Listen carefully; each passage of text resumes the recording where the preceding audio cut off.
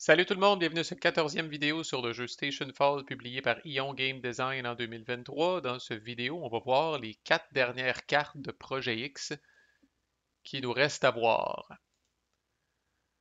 Et là, il y a des affaires assez fuckées là-dedans. On va commencer par de quoi de relativement simple parce qu'on est toujours dans la catégorie bébite qui vous court après. Cette fois-là, c'est le fantôme d'Entropie qui est vraiment représenté par une pinouche qui commence dans la voûte X, qui peut se promener à travers les conduits de ventilation, mais qui peut aussi passer à travers les verrous. Donc lui, il est vraiment, là, tu sais, il n'enlève pas le verrou en faisant ça, là. Il passe vraiment à travers le verrou de titre.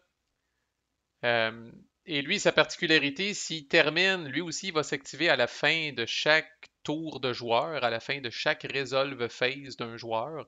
Et lorsqu'il est colocalisé avec un personnage, si ce personnage-là a au moins un cube d'influence sur lui, ben, le joueur dont c'est le tour peut prendre un de ces cubes-là puis l'envoyer dans le Betrayal Box.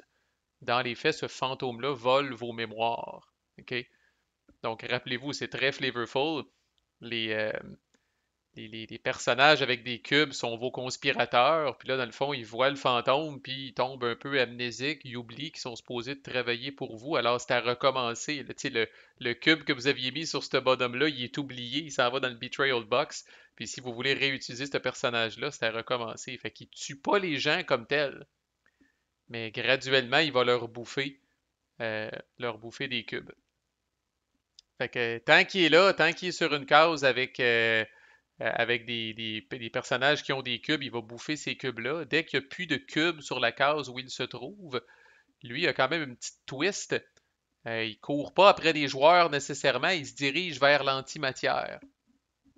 Et si au passage il croise des personnages, ben là il va prendre une petite pause puis il va s'arrêter sur ces personnages-là puis il va bouffer leur cube. Mais sa destination ultime à lui, c'est vraiment l'antimatière. D'ailleurs, dès qu'il est colocalisé avec l'antimatière, l'antimatière est armée, puis le fantôme disparaît complètement. Au niveau des règles, il est annihilé. Il disparaît complètement, mais pas avant d'avoir armé l'antimatière. Il ne peut pas être attaqué, il ne peut pas être downé d'aucune façon. On ne peut pas s'en débarrasser. Une fois qu'il est révélé, là, comme je dis, là, il va bouger là, sans relâche vers l'antimatière en bouffant des mémoires au travers. Et l'autre twist intéressante, c'est que les données qui sont colocalisées avec ce fantôme-là sont aussi automatiquement supprimées. Alors, ça se passe dès qu'il entre. Dès qu'il entre dans une section, là, il arrive ici, là, puis il y a du monde ici qui avait des données, c'est tout supprimé. Puis après ça, là, autour de la prochaine personne, s'il est encore là, puis qu'il y a encore des personnages qui sont là, si ces personnages-là ont des cubes, ce joueur-là prend un de ces cubes-là, puis l'envoie dans le Betrayal Box tranquillement, pas vite. Très intéressant comme projet X, change la game en Chris, ajoute une espèce de petite cloque additionnelle, si on veut, là, pour l'autodestruction du vaisseau, qu'on peut compromettre le data, peut rendre les gens beaucoup plus tight avec les cubes. Je trouve que c'est un des plus intéressants. Il y a vraiment plein de dimensions autour de ce projet X-là. Ensuite, la slime, le grey goo, là. Bon, ça, c'est assez particulier, mais encore là, quand on pense au flavor, là, c'est de la slime qui se répand, là. Fait que quand on pense au flavor, ça fait du sens. Fait que d'abord, quand lui arrive en jeu, vous allez mettre une slime comme telle dans la voûte X, puis vous allez mettre un autre jeton de slime sur la case 0 qui est ici. Alors, la particularité de la slime, c'est qu'elle va s'activer uniquement autour du joueur qui l'a comme, entre guillemets, libéré ou qui a trigué son apparition. Elle n'active pas à la fin du tour de chaque joueur. Fait que ça le dit au début, là, à la fin du Resolve Phase du joueur qui a mis son time marker sur cette carte-là. Là, si vous avez la mémoire courte pour vous en rappeler, vous allez prendre un sablier de ce joueur-là, puis vous allez le crisser sur cette carte-là. La slime va complètement annihiler un personnage qui n'a pas de casque, puis qui est dans sa section. Elle ne fait pas juste le downer, là, elle l'annihile complètement. Il est complètement détruit avec tous les items qu'il possède. Même si le personnage a un casque, la slime va commencer par bouffer le casque. annihiler le casse comme tel, la combinaison. Puis au tour d'après, si le personnage est encore là, ben là, il va se faire bouffer définitivement. Fait qu'un un casse vous donne dans le fond un sursis, si on veut, temporaire. Mais si jamais à un moment donné, il y a un personnage qui se retrouve dans une section avec de la slime puis qu'il n'y a pas de casse, c'est fait, il est cuit.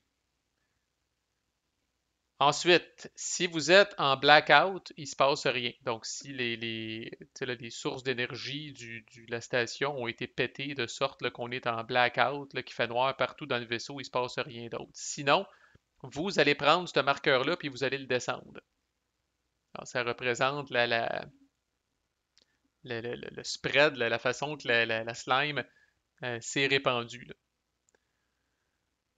Puis là, dans le fond, ce qu'ils disent, c'est que là, par exemple, bon, fait que supposons que je suis le joueur bleu, je l'ai activé. Quand arrive la fin de mon Resolve Phase, ben, ça dit là, justement là, à la fin de la Resolve Phase du joueur qui a mis son time marker là-dessus. Fait qu'à la fin de la Resolve Phase, quand elle apparaît, c'est pas si pire parce qu'elle impacte uniquement là, les pauvres personnes, les pauvres personnages qui se trouvent dans la voûte X.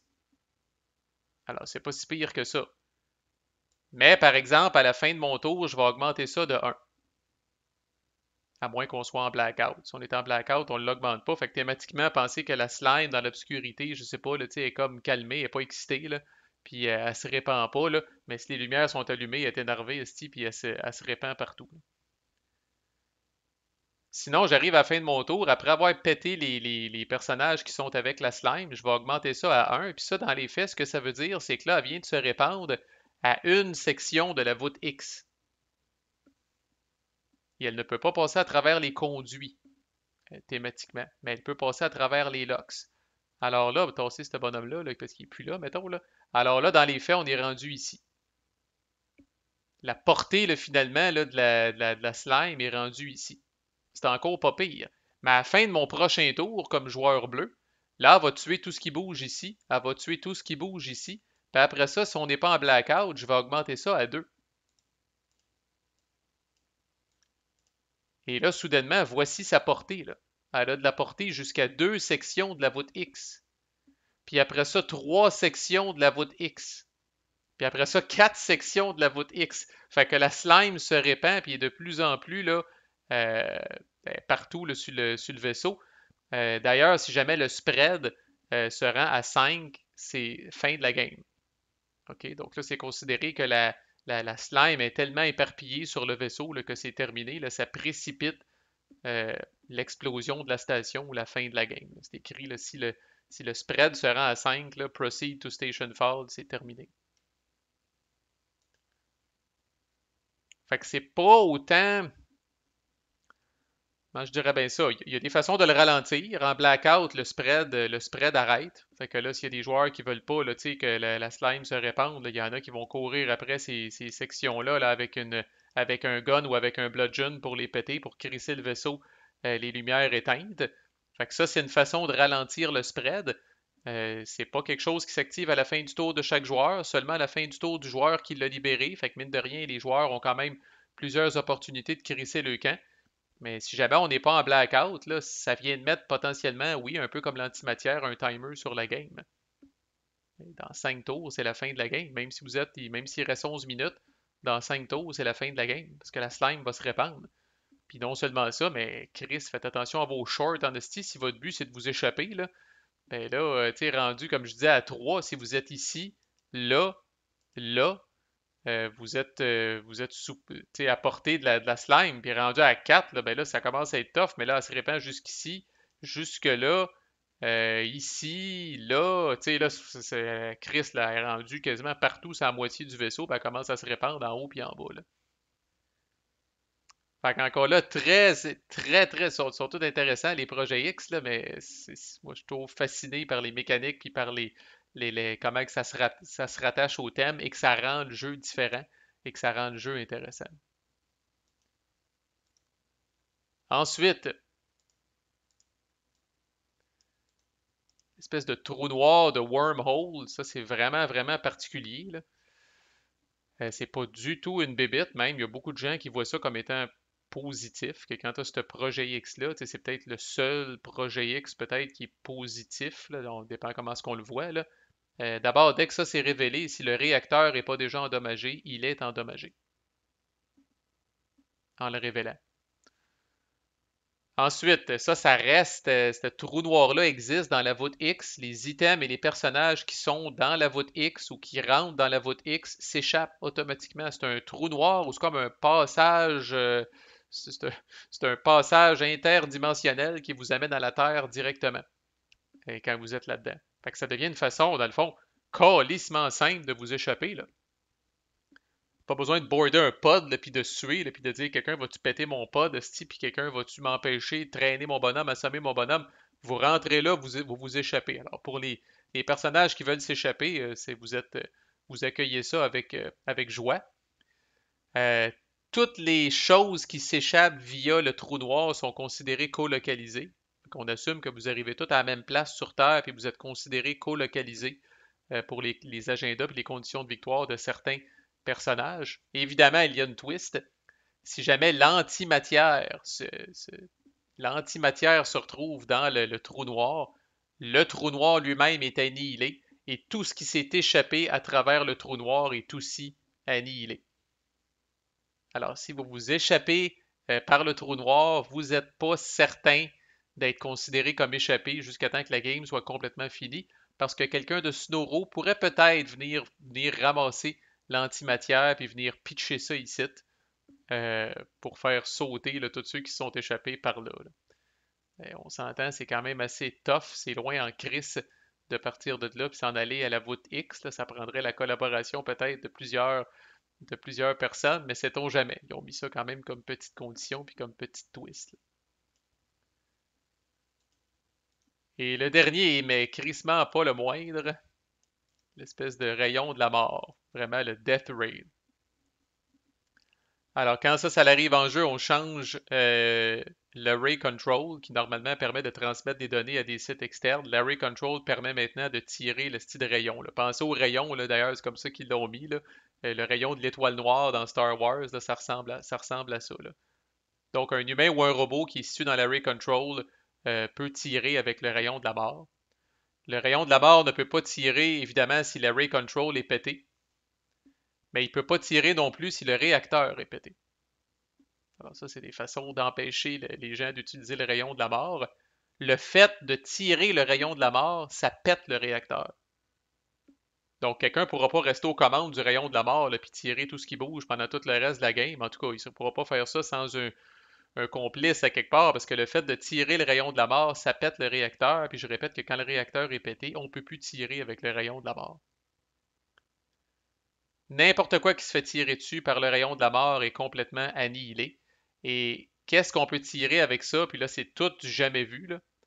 Le rayon de la mort peut targeter ce qu'on appelle les off-site, c'est-à-dire les autorités et les journalistes. Il peut carrément éclater du rayon de la mort de la station. Ça, j'avoue, thématiquement, c'est un peu bizarre, là. C'est comme si vous pouviez disons que ce futur proche-là, là, toutes les autorités sont à un endroit central sur Terre, puis là, vous prenez le rayon de la mort et vous tirez là-dessus. Fait que là, il n'y a plus d'autorité ou il y a même affaire avec les journalistes, sont tous centrés quelque part sur la Terre. Fait que vous tirez là-dessus avec le rayon de la mort et il n'y a plus de journalistes ou il n'y a plus d'autorité. Fait que si ces gens-là avaient des données, c'est terminé. Et on ne peut plus livrer des données à ces gens-là, c'est terminé. Fait que c'est le fucking free for all en crise, là, après ça, là. Vous pouvez aussi tirer le rescue ou le pirate ship du border. Alors, quand on a couvert le personnage du Border, là, qui est son espèce de vaisseau qui est à l'extérieur de la station, il peut être targeté avec le rayon de la mort, puis à ce moment-là, il est annihilé avec tout le monde qui est dedans. Et ça, c'est très unique, même les pods qui se sont échappés sur Terre peuvent être visés.